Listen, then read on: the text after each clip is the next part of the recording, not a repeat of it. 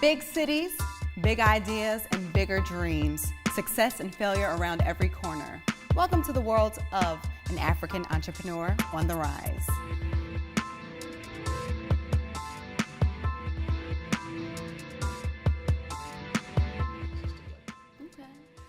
Your first office, what was that like, you know? do you guys have an office? My first office was my home, my apartment. Okay, yeah. Right? Okay, so you obviously you're your own boss and your own secretary, so like You wear multiple hats, yeah, that's just the reality. Okay, so it was like a bare bones business. Like, was it any funny moments? Like, did, you know, someone ask to speak to you and it was really you, or like, were you your own secretary? Like, talk about that. Well, I mean, you know, as a small business, you have to play, you know, you have to wear multiple hats. So, you know, we do everything internal. And so from the marketing to the creative, the only thing we don't do internal is really the production of our pieces. Mm-hmm. So, from that perspective, yeah, people do call, and sometimes I pick up, and people are excited to talk to me. It's like, hey, you know, and but you have to be also, you know, we do have interns that work with us sometimes, and they take certain aspect of the company, sort of the PR aspect or the administrative aspect. That allows my partner and I to focus more on the creative processes and all that stuff. So it balances out. Sometimes we have interns, sometimes we are back to just a two-man team, and then we work it out from there. Okay, cool. So certainly, you know, you need a team to run your business. So we have an office in Lagos, and the two things I worry about is the vision of the company and paying salaries. Mm-hmm. So those are the things. So that's what it is for me. Yeah, so our first office was my apartment. So me and my co-founder, we get together and essentially work on the idea. But since then, we've moved to down on Wall Street. We've hired a couple interns, or constantly bringing people on board that really love the idea and want to see us grow. Wow.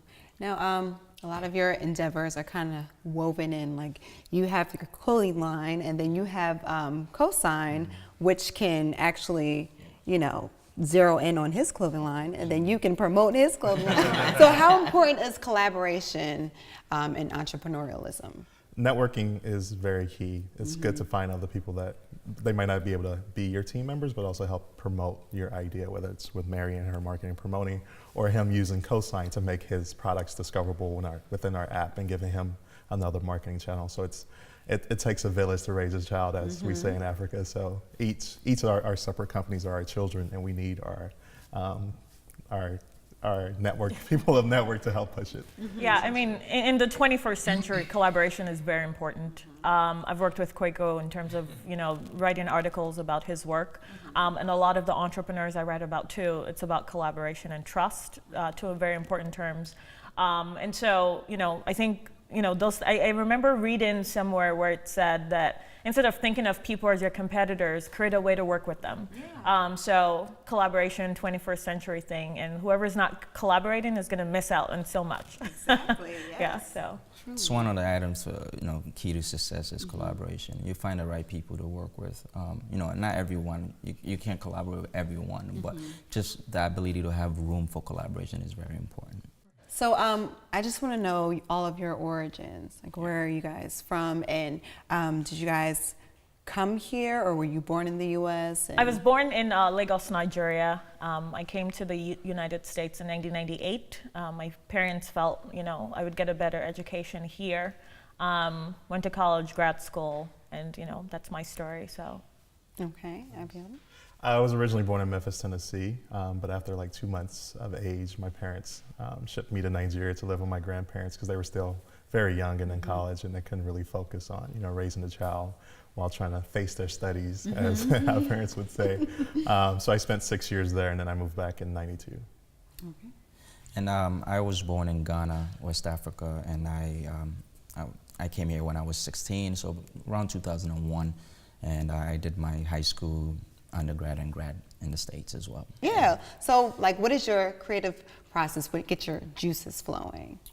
My creative process is very uncomfortable. It's like a pregnant woman. I always do tell. It does get uncomfortable. When I do have an idea, I always have to write it down. I spend a number of days or sometimes weeks in solitude. I walk or I run sometimes, and then I have to take a hot shower. So for me, when I come up with ideas, I just like to sit on it for a little bit, like to observe others and see if others have the kind of the same problems that I have. Can I see if, if I can create a solution that works for that? And also part of the creative process, probably I do a lot of pacing back and forth, talking to myself, and then eventually I put it down on paper and then I execute Okay. while listening to loud music. Okay. Well, you threw that in. Okay. Yeah, I mean, for us also, it's, music is very huge in our workspace. We listen to music every day when we're in the office. The way we also get creative, or our creative process, is really putting everything on the board. We have this whiteboard. It's called the ideas bucket. So I have an idea. I walk in the office. I just write it down, and then it stays there. And then mentally, I'm thinking about this idea. My partner does the same. And we do a lot of research for the work that we do, even though we're designers, because we're storytellers, we have to do a lot of research, and we have to back that story with the research that we do. So that's how our creative process sort of works out. And then whenever we feel like we have something concrete, we gather around and then we start putting the pieces together. When was the moment that you realized that you can kind of keep your head above water?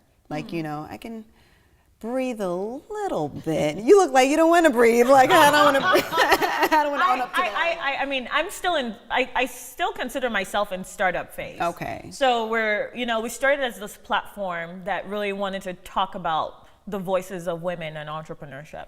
And after meeting a lot of people and meeting a lot of mentors and things like that, and speaking at different places, people are asking me to redefine myself as sort of like a marketing, PR, content strategy type firm. So I have to be willing to evolve, because people are constantly asking, are you a social enterprise or are you a PR firm? And so I think I'm open. I still consider myself in the startup phase, because I know the market very well, and it's great if you do. So that's what my situation is. So I am able to survive because people actually call me for business and stuff like that, and I do a lot of work in Nigeria, and so that's great. Well, that's the important part, that you're actually seeing some type of return. And the media has certainly helped me. I've been featured in a lot of places: Black Enterprise, BT, BBC. Right. So wow, go ahead. I write for the Huffington Post. I write for GE Ideas Lab, talking about African women, innovation, and technology. And so there's been a lot of great karma, I guess. Yeah, right. So, exactly. Congratulations. Thank you. Thank you. Thank you. Still in the startup phase. I know, right? What about you? You got your stuff on, actually. Well, I mean, I agree with Mary 100%. There's always room for growth. You never see yourself. I think the unique thing about being an entrepreneur is that every phase you discover something new, and that's a challenge. It never goes away, and for us, it's just really rising above those challenges. So, whenever we feel like we've reached a certain peak, we see, something bigger, and it's like, man, we need to reach that level. For example, in 2012, we figured, we realized that a lot of people were switching, were doing transactions on mobile. And as a small company, we said, well, why aren't we on mobile? And so we developed our own app, right? And 31% of our traffic was coming through our app, and 23% of our sales was through our app. So it's like really being able to get yourself in a position where you have to be extremely creative and rise above the competition. It does give you room to breathe, but I still think that there are challenges whenever you reach a certain level. That's so true. You want to weigh in on this with your shiny shoes? Yeah, I mean, kind of piggybacking off of say, you always have to stay hungry and figure out what that next level is. I would say for us, the moment when people kind of knew who we were and they knew about, Cosign, it's like, oh, you're the app that streamed Russell Simmons' fashion show. It's like, yeah, that was us. So it's like you get market validation that the product that you are creating is something that people would use and also would help them and benefit their everyday lives. Okay. So what are some common misconceptions of African entrepreneurs or African workers or anything like that? One misconception, and that you would like to clear up. Right. The first is African entrepreneurs always need money, right? That if you find someone like Warren Buffett, the only thing the person's going to ask for is more money. Like, give me some of your billions. But a lot of African entrepreneurs want access to networks, mentoring, and resources, and the opportunity to know that if they are given access to financial resources, that they can actually manage it, because that's very important. There's nothing more brutal than having access to money and not knowing how to make use of it, because you can't ask the right questions, you don't have the right network or the right resources. So I think that's certainly a misconception.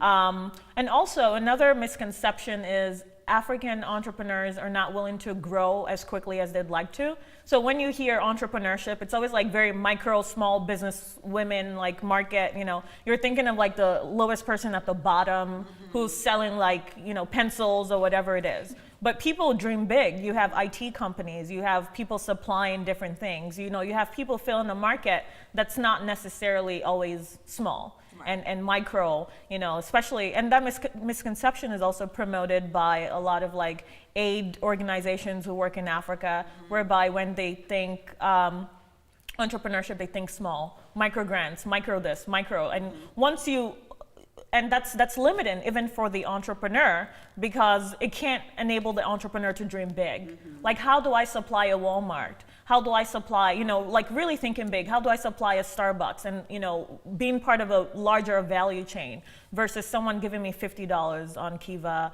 or $500, So micro, I don't like that.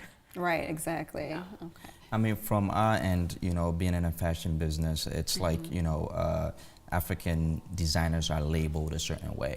So you hear African designers and it's like we only design for Africans, and that's sort of our peak. We can't go beyond that. Yeah. But that's not true, because we do want to tap into a global market. Our vision is to be in different stores around the world, being carried around the world. So that's a big misconception for me. I feel like, African designers are global designers, just giving you a different perspective of fashion, using our culture. And everyone gets their inspiration from our culture anyway, so why not give us the global platform? Exactly, and like I was saying earlier, you see a lot of prints on the runways now. You see a lot of them use the Beyonce wears prints, a lot of celebrities. Exactly. So it's reaching a global audience now. So yeah, that's a good point. But the question becomes, is it reaching a global audience because other global